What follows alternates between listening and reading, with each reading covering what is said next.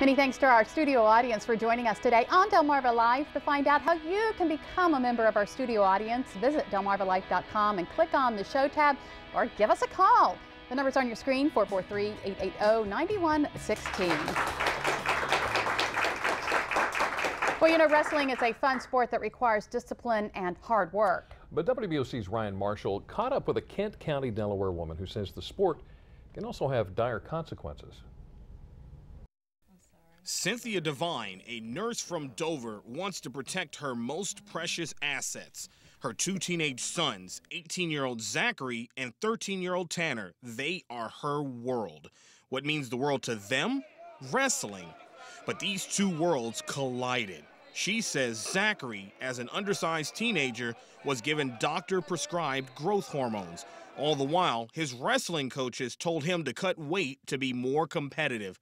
The combination was disastrous. He has to go through many knee operations, and that kind of stopped him from wrestling. One of the things that they've done in the past is trying to cut weight by dehydrating themselves and training in these excessively hot environments and causing hyperthermia and breakdown of their muscle. Situations like this prompted states nationwide to make rules changes to better protect high school wrestlers. It has created quite a debate within the sport. I think it's very necessary. I mean, you know, we have to always remember, you know, we're not wrestling, and you know, these aren't our kids. You're never going to completely eliminate the problem because you don't control teenagers 24 hours a day.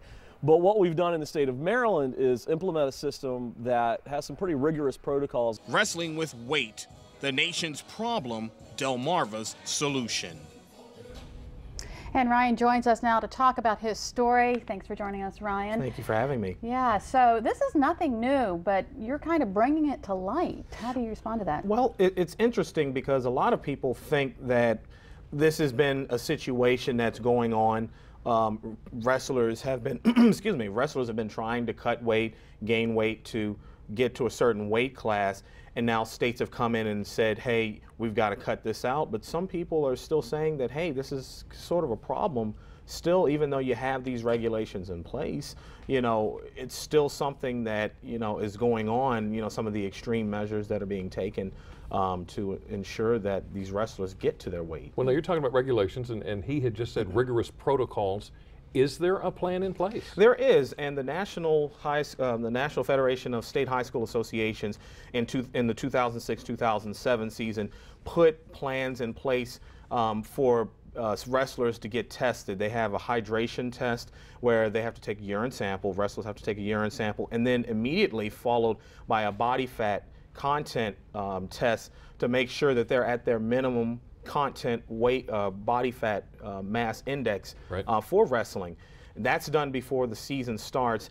And now what they've done to try to cut down some of the excessive weight, cutting weight prior to an event is, it used to be where you weighed in 24 hours in advance prior to a match.